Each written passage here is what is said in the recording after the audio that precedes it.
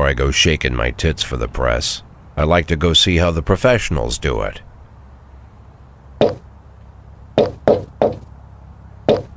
Some might say the chief of police has no business in an institution like this. But in fact, it's the quietest and safest place in town. You won't run into any reporters, nobody gets into any fights, nobody drinks too much, nobody even raises their voice. The place is owned by an elderly gentleman who knows how to keep things under control. That's why I never invite my friends here. I wanted to make an exception for my 60th birthday, but most of my colleagues are young enough to be my sons, and they'd rather just hire prostitutes. Why stare at some boobs when you can take the whole package for yourself? But there's none of that in our club. Even looking too long is considered indecent. You can get an occasional glimpse, like by accident.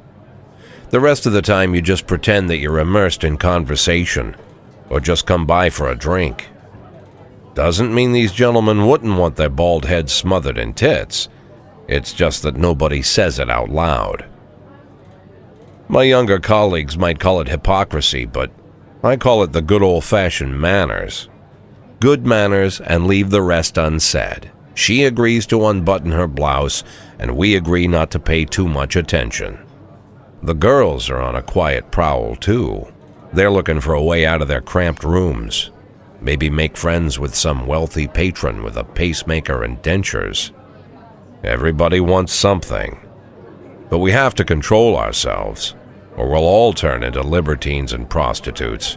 Hell, if there weren't any rules, I'd be belching and farting, jumping up on the table, arms held high, yelling, "Shake it, baby!"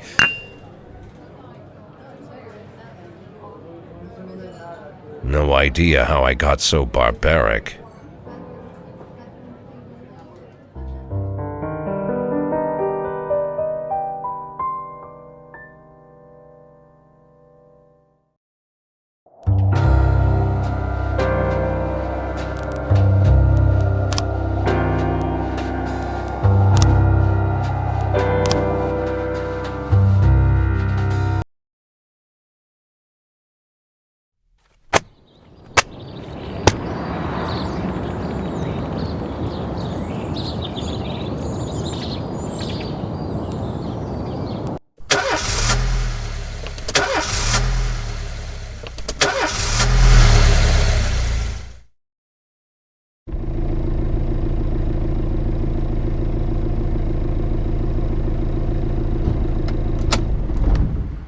When I was a kid, my father sometimes told me at bedtime that if I closed my eyes and didn't open them for a long time, all the demons would blow away.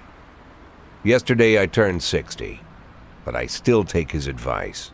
Not because I'm sentimental or want to keep the memory of my father alive. I just can't think of a better solution. To get away from all the demons that haunt Freeburg, I'd need to wear a blindfold 24/7. Plus, it's a good idea to act blind when talking to reporters. At least that's what my colleagues say. They're afraid of press conferences. But for me, it's more like a confessional. No matter what lies you tell, you're privately thinking the honest answers. It helps me remember who I am. The fact that I'll be reading all about it in the papers tomorrow is a small price to pay. Call it penance for the preacher.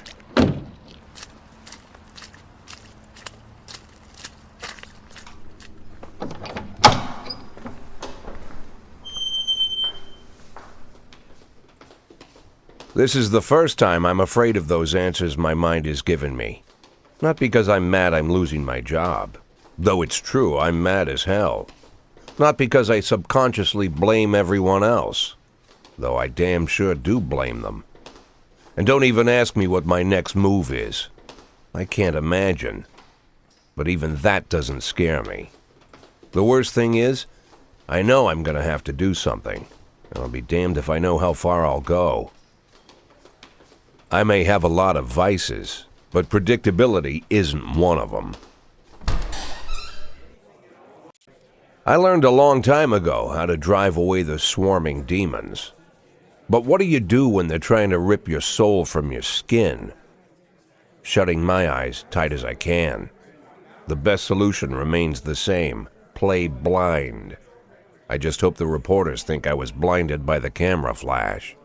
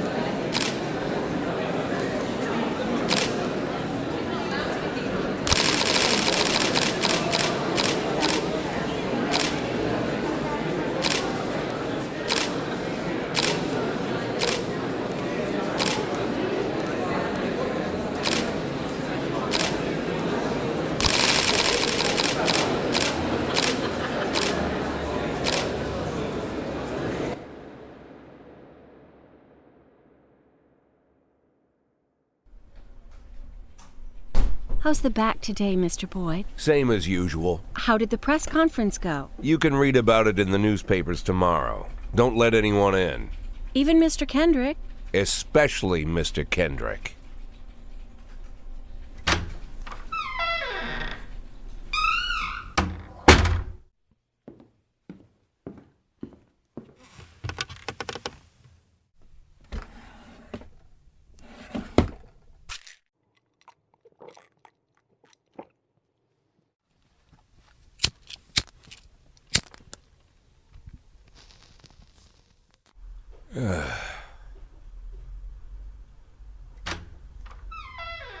As soon as I heard the door creak, I knew what face I'd see. When I tell Emma not to let anyone in, there's only one man it could be. Rude, arrogant, no warning. That's Mayor Rogers in a nutshell. White summer shoes, white socks, white shorts, white polo shirt, and the white smile of a hungry shark. Mayor Rogers enters every room like he owns the place. Even the floorboards under his feet sound like they're creaking an apology. He never shied away from the odd corruption scheme. It's like the devil walks behind him. In the movies, the villains controlling the city play golf with the judges. Rogers plays tennis with them instead. That's about the only difference. Jack, I was hoping to catch you after the press conference. You ran away so quick. There's no smoking at City Hall. No reason for me to hang around. Well, this morning I signed a ban on smoking in all public buildings. Soon you won't be able to smoke here either. Soon enough I won't be here at all. That's what I wanted to talk to you about. The people of this city like you, Jack. The police chief of all people. Don't, Then how am I supposed to scrape together a retirement fund? You had a million chances to secure a luxury pension, one that even I would have envied, although 180 days of quiet, Jack. That's all I need. I don't have any problems with you, and you won't have any problems with me. I have a new assistant, Troy Starr. If you have something to tell me, call him. But try not to bother him. He's a busy man. I'll do my best. And quit smoking up the office. One of my friends will be using it soon.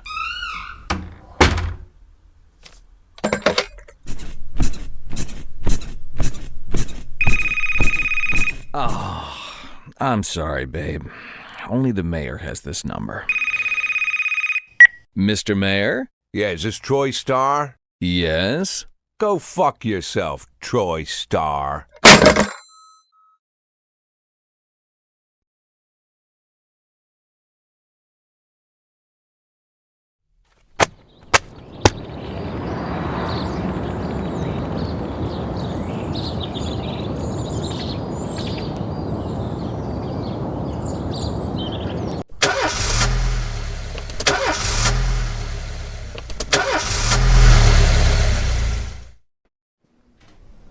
Cops don't use the police station cafeteria anymore. There's some kind of stigma against sitting shoulder to shoulder with your partners. Everybody just takes snacks from the machines or grabs a meal and hammers it down in the corner like a vulture on a corpse. The main thing? Don't look into anyone's eyes. Could be construed as an invitation to sit together. The only people eating here are ghosts.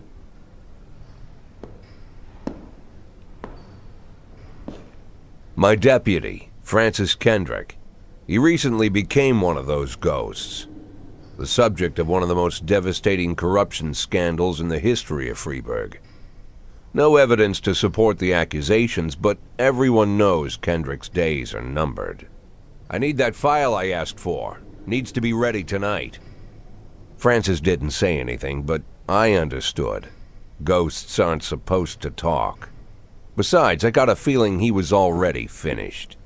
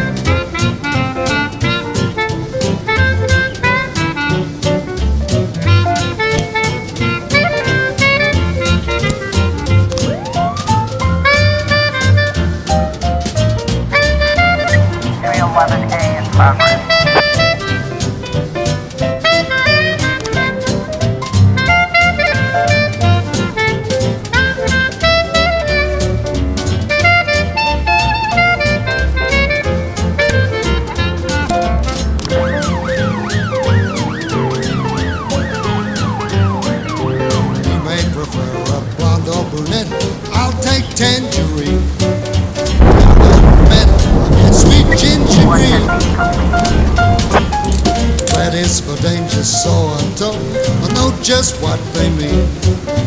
Gotta be bold, the whole sweet ginger green. She's sweeter than sweet, and Georgia Brown beats Lulu too. When she's back in town, now she can shimmy like Sister Kate. She's a dancing queen, fit for a king, a swing sweet ginger green.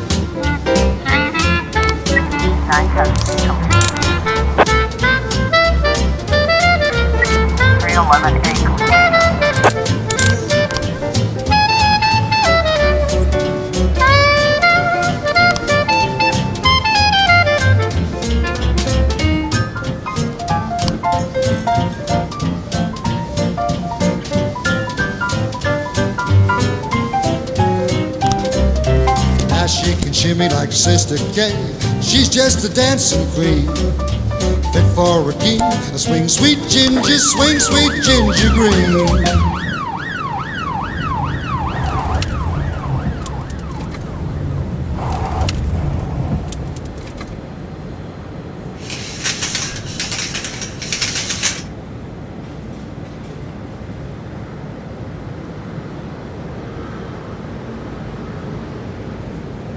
412A.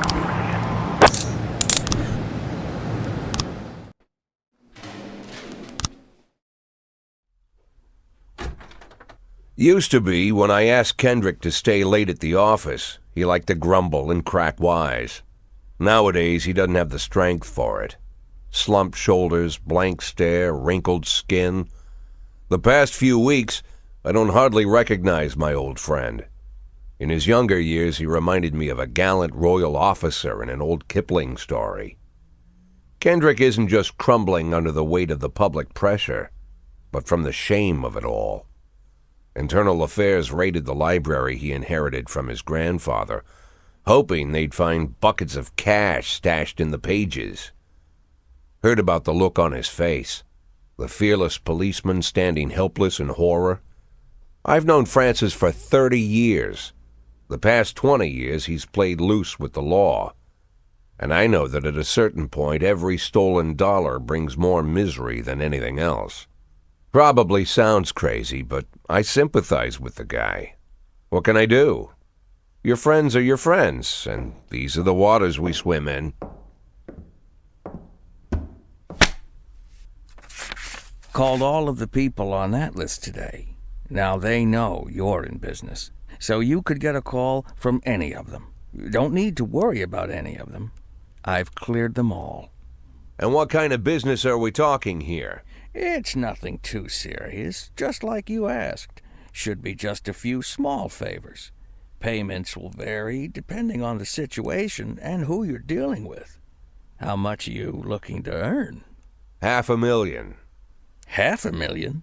Why not a whole million? Because everybody wants to take $1 million. Figured I'd try something different.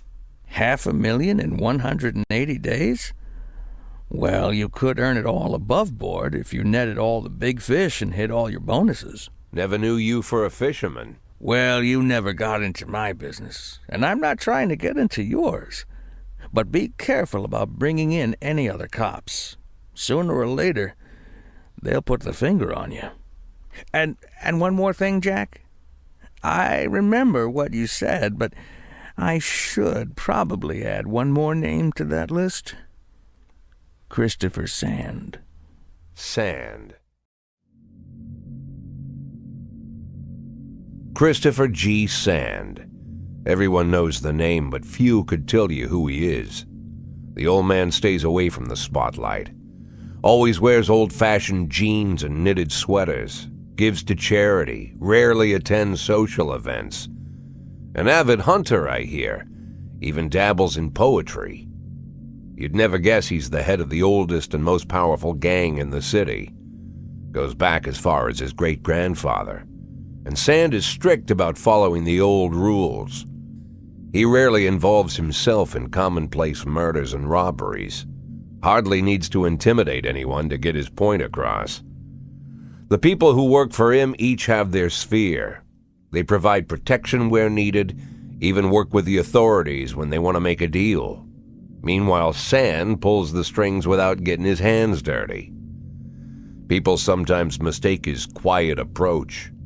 A couple years ago, an arms dealer decided to expand its business without asking permission, and his whole family paid the price. In 4 weeks, Sand killed 31 people. Old men, women, even a few teenagers. And Sand's people made sure every paper reported it. Frank, I don't want to hear you say that name again. Jack, please, listen to me. I'm in with these guys. We agreed, Frank. That's not the kind of business I'm into. I don't go there. Never have, never will.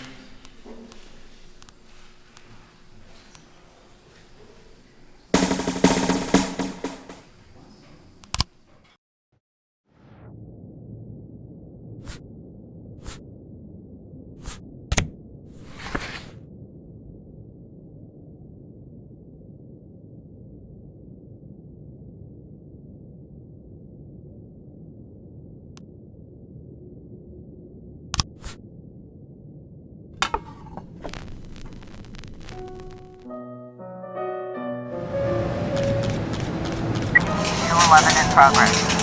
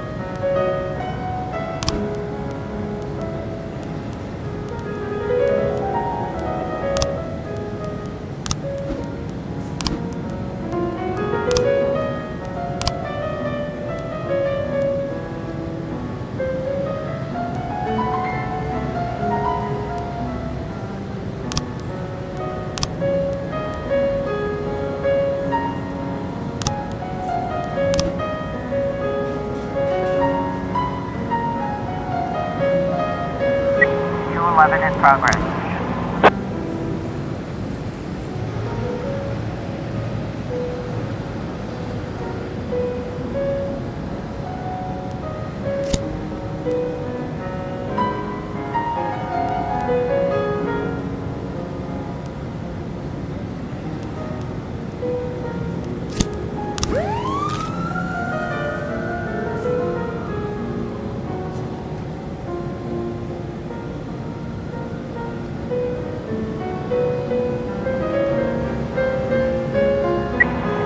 Complete.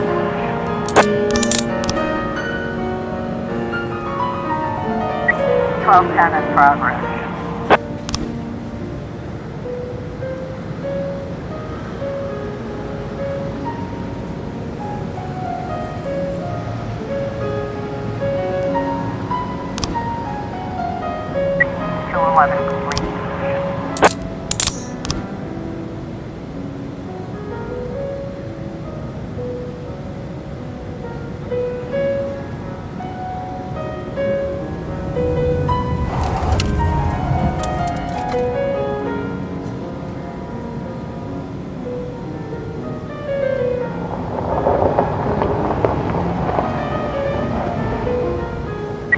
Complete. Complete.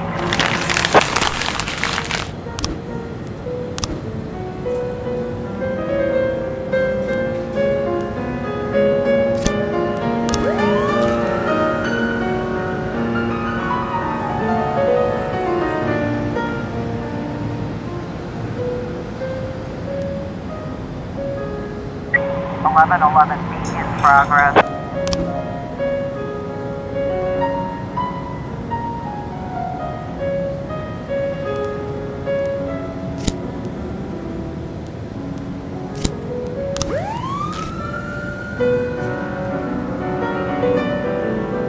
Or 11 in progress.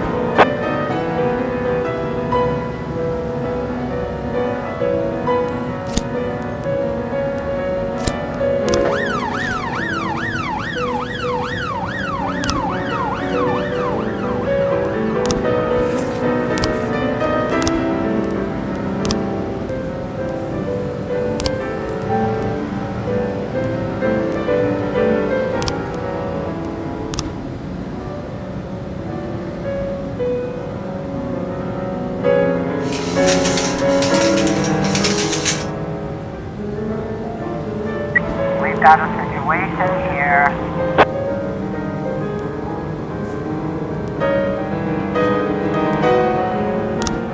Eleven B complete. 411 complete.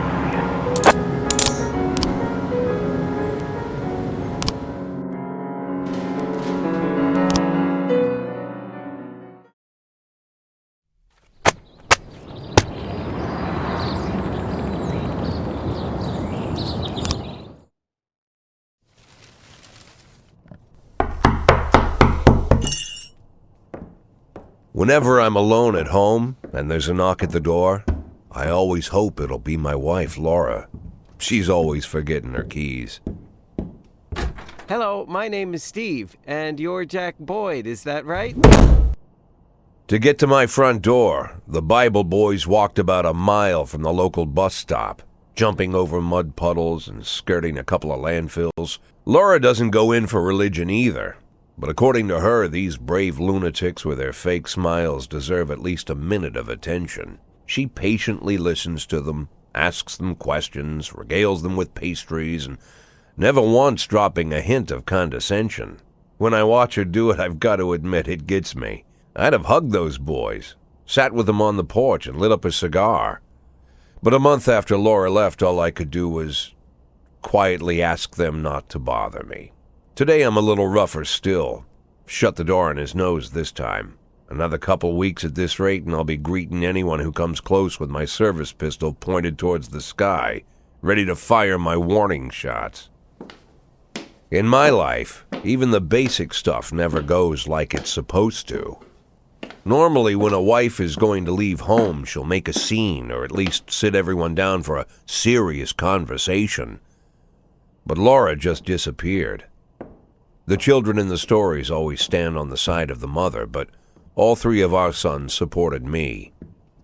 The in-laws always blame the husband for making their daughter unhappy. But now Sally, Laura's mother, well, we sort of have a pact. The fellow Laura ran off with is young enough to be her son. I hear he's 30 years old. Of all the possible information a man can know about his wife's lover, I get hit with that. Fortunately, Laura's mother doesn't like the way it sounds either. Sally figures this guy just thought he'd have some fun with a mature woman, but he'll be back chasing college girls before the year is out. So we have an agreement. Sally's going to track down Laura and try to reason with her, and we'll arrange a meeting. Meanwhile, I'm supposed to not do anything stupid, which of course means anything at all. It's a crazy situation. I'm the police chief, and the person I'm trusting to find my wife is an old woman armed with a phone book. But I can't afford to lose Sally as an ally. So for the moment, I had to swallow my pride.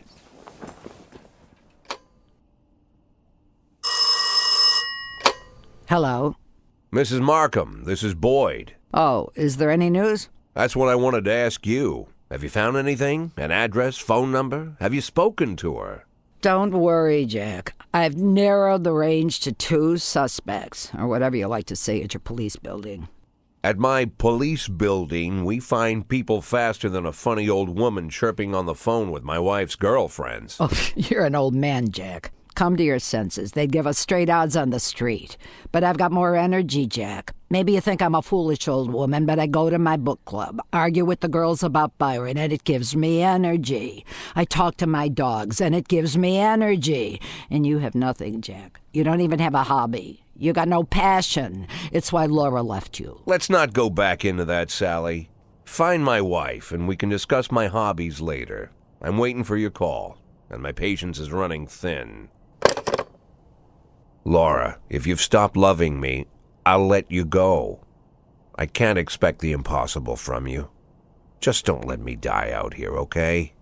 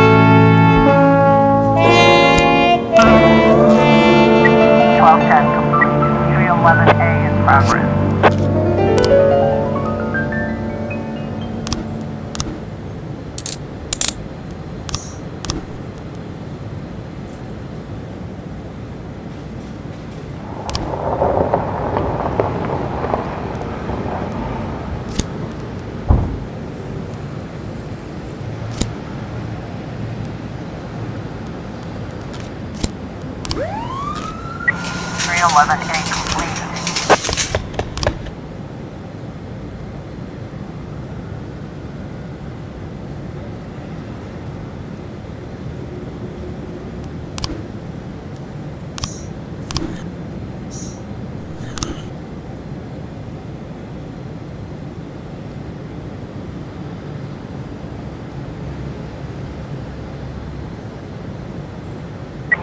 A complete.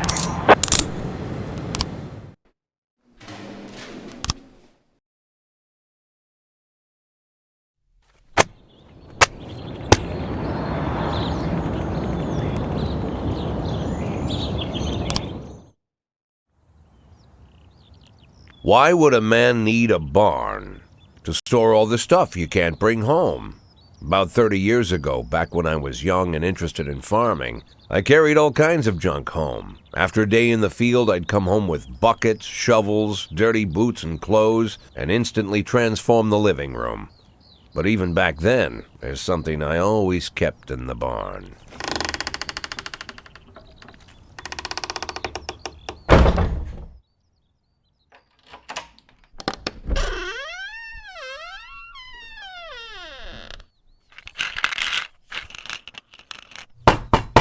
I stopped keeping my pills inside the house because every time I was about to take a triple, someone would knock on my bedroom door. Now they're knocking on my barn door.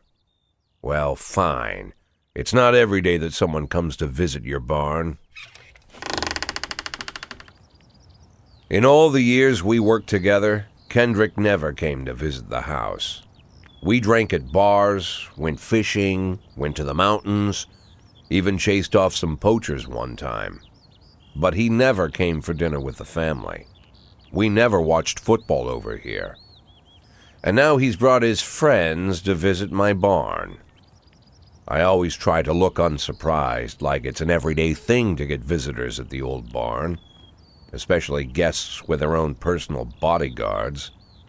But Kendrick is sharp enough to see he's caught me with my pants on backwards. Sorry for the surprise, Jack. We saw you from the car. Figured we'd find you in here. I'm going in for a minute, fellas. These guys will wait outside.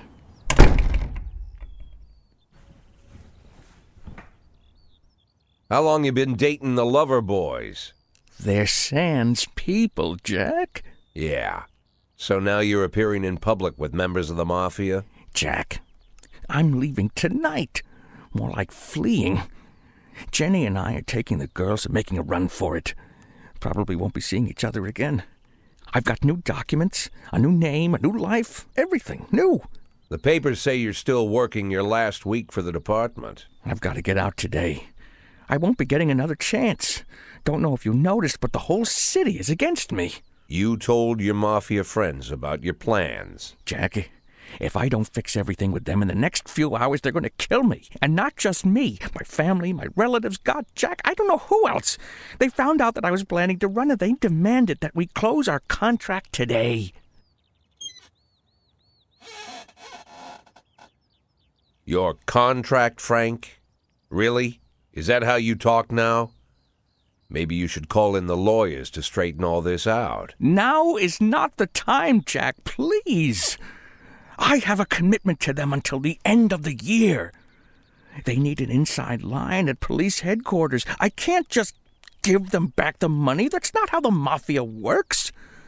If I can't find someone I can trust tonight, I'm dead. You know me, Jack. I wouldn't ask you if I wasn't afraid they'd cut my daughters to pieces before sunrise. He's the damn fool who puts his daughters in the crosshairs in the first place. Anyone in my place would have dressed him down good. But I didn't want to pile it on. Fate's already got this guy's soul in the grinder.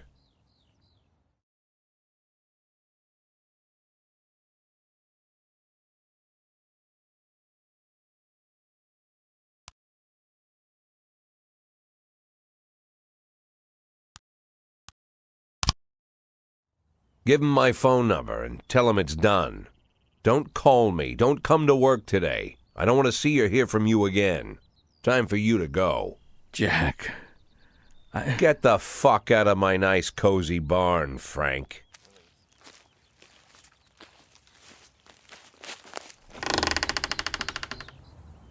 At the time, I was trying not to think about what just happened. It was almost too much to take in.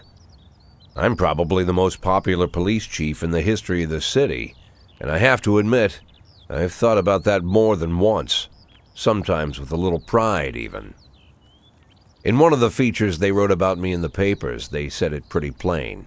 He catches the criminals.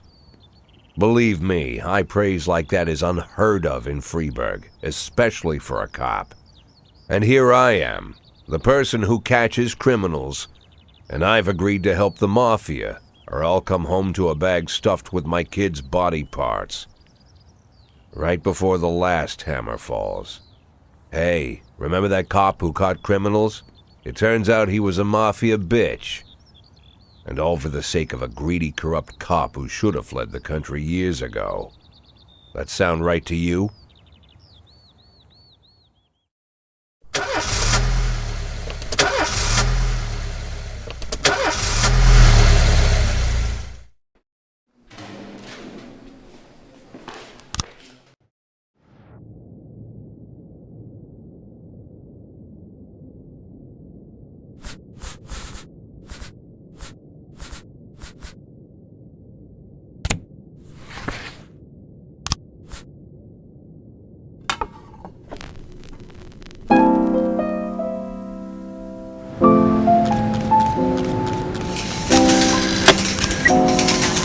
Progress.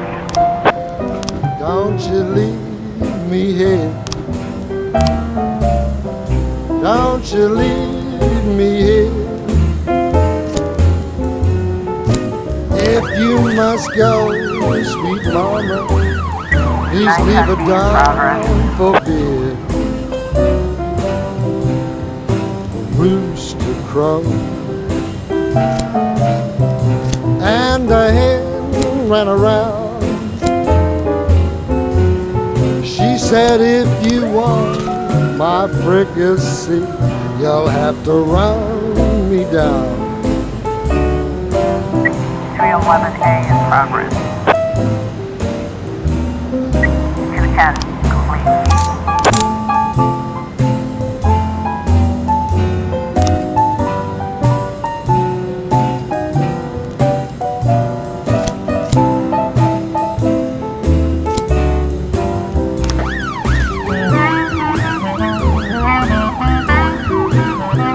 Officer on scene, looks like we have a situation here.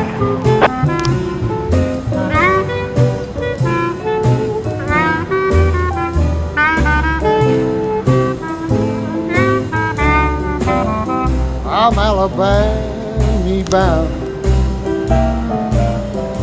Alabama bound. I followed you round 910. from town to town. I'm Alabama bound. Don't you leave me here.